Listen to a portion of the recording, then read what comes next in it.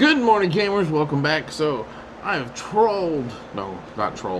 scoured D&D Beyond this week for a couple more undead-esque creatures for because my players are in Barovia and Ravenloft, going up against Strahd. So, what else am I going to do? Got to find some more things to throw at them. And I believe I have. So let's see what they are. I am the AMDM Lee. This is my cup of coffee. And you're watching How Do You Want to Brew This?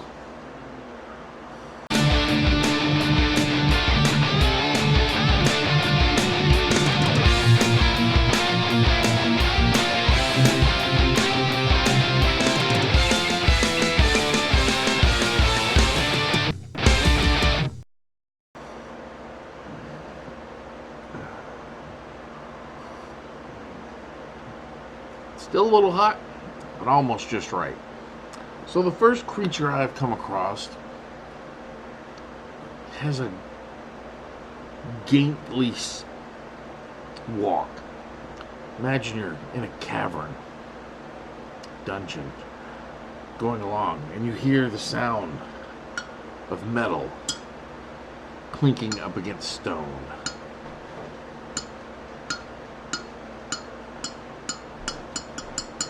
And you turn to see these creatures that appear to be almost zombie-like, except protruding from their arms and their feet are these long blades, which they're clicking along and crawling on, almost stilt-like. That would have us be Bladewalkers. So, medium undead, armor class 14, hit points 37, speed 50. Now this thing was created by Gritmonger. It is a combination of mummification techniques and constructs, having blades bolted onto their arms and legs and making them devastating blade combatants. They also cannot be disarmed, and they cannot manipulate anything that requires fine dexterity skills, like opening doors, windows, things like that. Being partial constructs, they can also follow limited orders, a simple programmed behavior. They have a typical sunlight sensitivity, as well as the damage resistance to anything non-magical, non-silvered. Their blade walking allows them to ignore difficult terrain, but unfortunately, if they are knocked down, they take a full movement to stand up.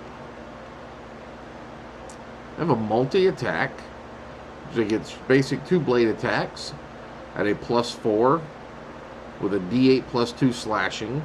A whirlwind attack, which is a +4 that hits all targets within 5 feet at a D8 +2.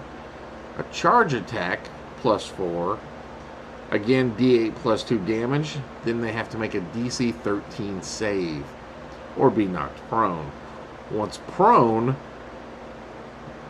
the target is prone, then they can make an eviscerate attack. +4 to hit.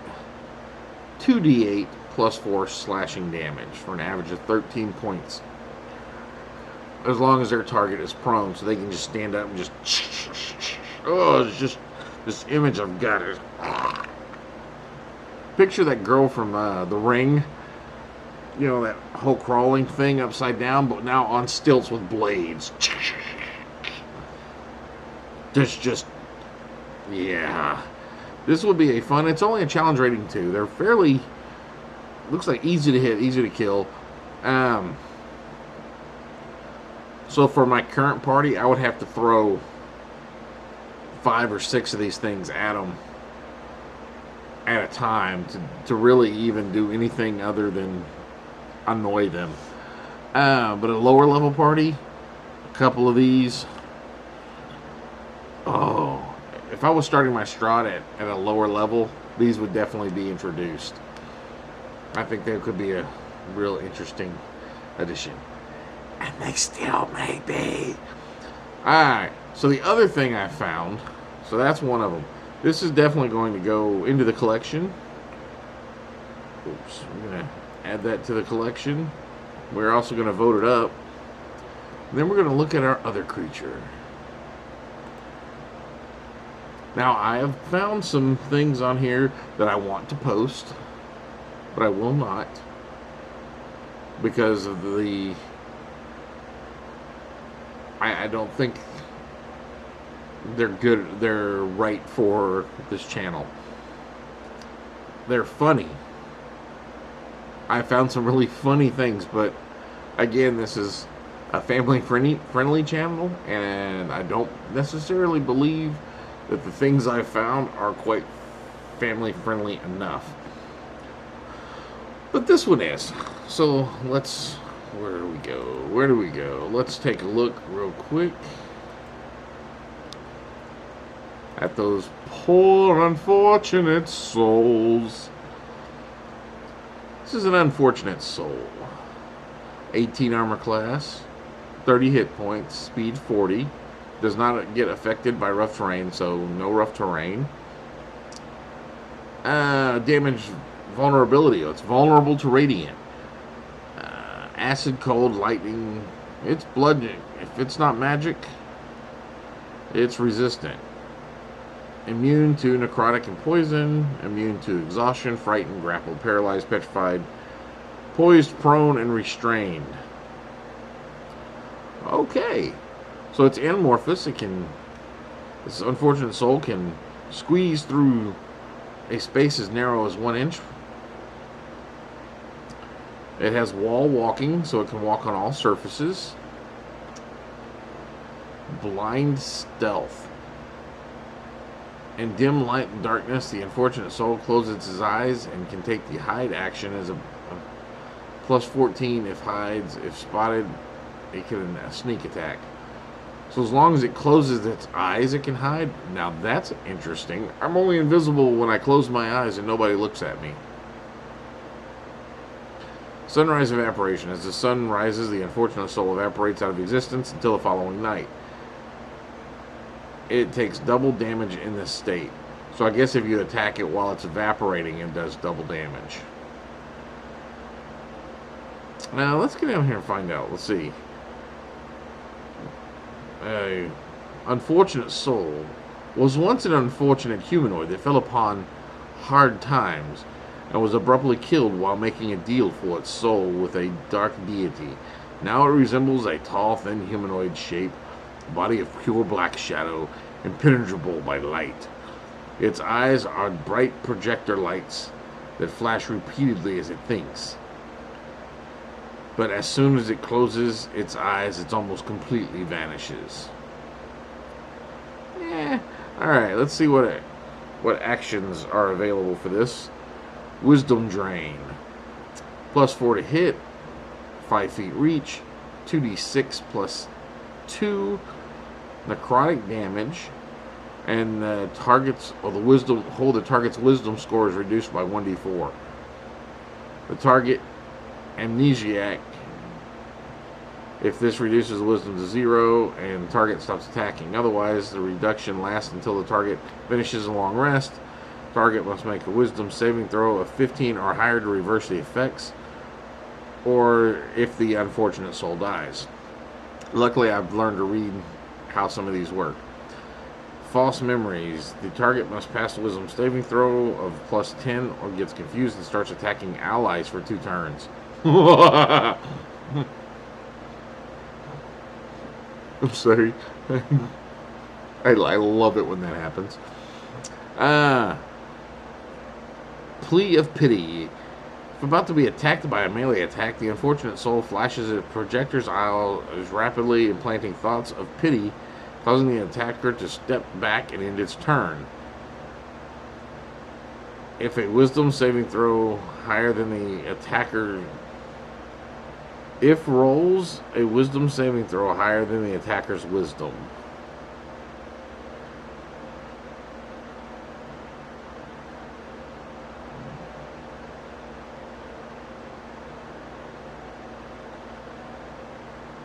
Okay, I think it means the player would have to make a wisdom saving throw. And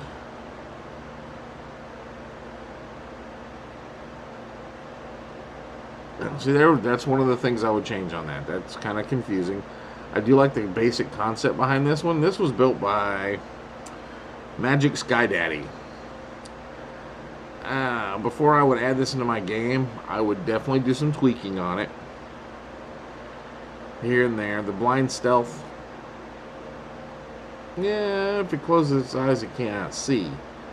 Sunrise evaporation.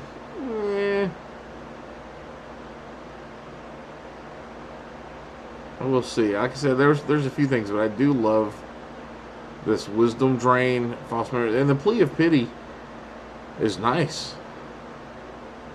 But I would definitely change up how it works, because that right there just doesn't work for me. So I'm going to go ahead and add it to the collection. I will vote it up, Magical Sky Daddy, because you know what?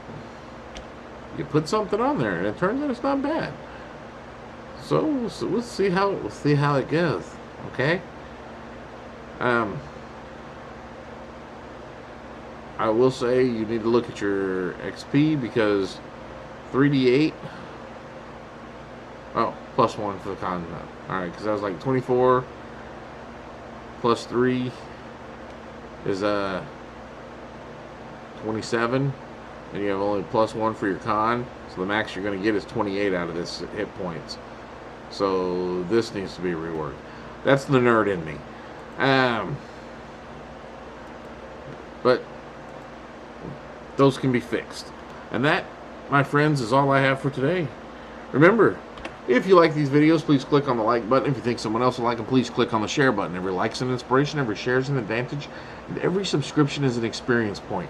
Help me gain 300 experience points so I can get the second level. And as always, the AMDM does hereby authorize you, the viewer, to gain 10 experience points for every video that you share. Just tell your DM the AMDM said so. That's all I have for now, so go forth and roll some dice.